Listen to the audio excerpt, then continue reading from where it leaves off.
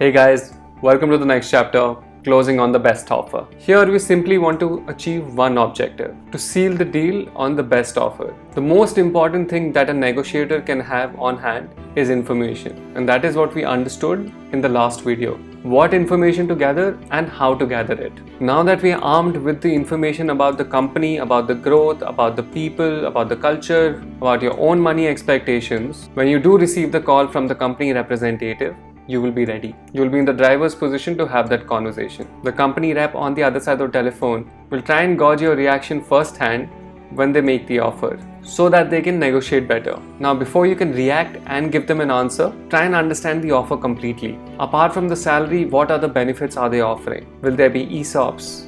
Will it be remote? Will it be on-site? Is it flexible work? Is there a lunch that's on the offer? Is there medical? Will they give you a laptop? Try and understand the whole picture before you react. Now, if you like the number that they're offering, ask for some time so that you can understand the offer better and you will get back to them. If you're not sure about the offer, ask for some time and tell them that you'll get back to them in some time. If you don't like the offer, ask for some time and tell them that you will get back to them. You get the gist. What you want is to buy time so that you can evaluate the offer better. Now here you could do a couple of things. Of course, you have your own expectations that you've done with the research, etc. But you could give a phone call to a person that you professionally respect and ask them for their opinion as well. Now, depending on what your own expectation is, what the salary band is, and what the professional opinion is, you will fall in one of the following brackets. Number 1, the offer is better than what you expected, or it's in the same ballpark. My suggestion is take it. If you've done your research right and your expectations are grounded in reality, then take it, because the employer is basically offering you a fair deal. So don't negotiate, you should be fair also. The other bracket is that the offer is much lower than what you expected it to be. In this case, you will negotiate and tell them what your exact expectation was.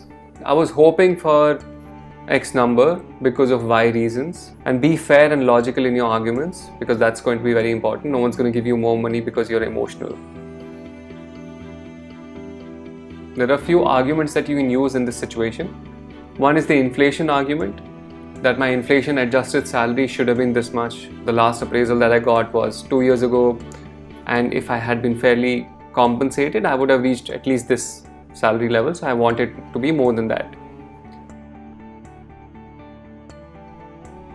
Number 2, the moving cities argument, that your expenses, that your monthly expenses will go up by this much, and to be able to live comfortably in a lifestyle that you can enjoy, you need at least this much money to be able to move cities and join the work. Number 3 is the peers argument.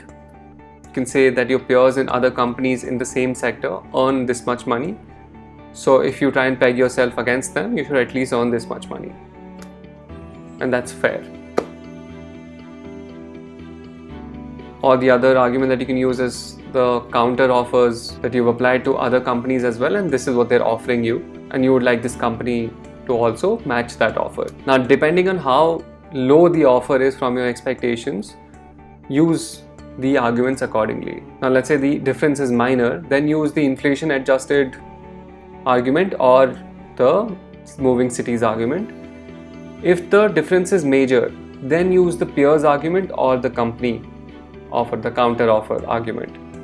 So you want to pick and choose what weapon to use depending on the situation that you put in. Another thing to remember is that in most cases they will meet you halfway. What I mean by that, for example, if you want 10 and they're offering you 7, they might be able to come up to an 8 or a 9 when you're negotiating, but it is rarely going to come up to 10. So put your number expectation accordingly. Couple more things that I want to discuss with you. Understanding ESOPs. Let's say the company that you received the offer from has an annual revenue of 50 crores and has a multiplier of 3x. So the company value is going to be pegged at 150 crores. There's a very oversimplified version of how companies are valued, but for this exercise, this should work. Now, a good company keeps aside 15 to 20% equity for ESOPs, which in this case would mean 30 crores. This is 20% of 150 crores. So that is their esops pool. Now let's say you're a mid-level exec that is being offered 40 lakhs of salary from this company. Usually startup offer 2x to 5x equity of the salary that they're offering. So in this case, let's say they're offering 3x of the salary, so it's going to be 1.2 crores of equity from the esops pool, which is not that big of a sum because it's only 1.2 crores of the 30 crore esops pool that they have. So this will put things into perspective when you're negotiating also, and for you to understand esops better when it's being offered. Second thing I want to tell you is that if you're not sure about the job and you're on the fence about joining the company or not, ask the HR or the founder that if you could join the company as a consultant for a month, so that you can understand the work better before signing up for a full-time role. Another thing to understand is that all employers that think long-term will offer you salaries based on what your current value is. It is not going to matter to them how you were previously valued at your previous company. So it's typically never a good sign when an employer doesn't value you against what you're bringing to the table versus what you've been previously valued at. So keep that in mind. And with that, it's a wrap, guys. Thanks so much for watching. I really hope this course helps you. Or if you have any feedback or questions, let me know. Thanks for watching. Bye.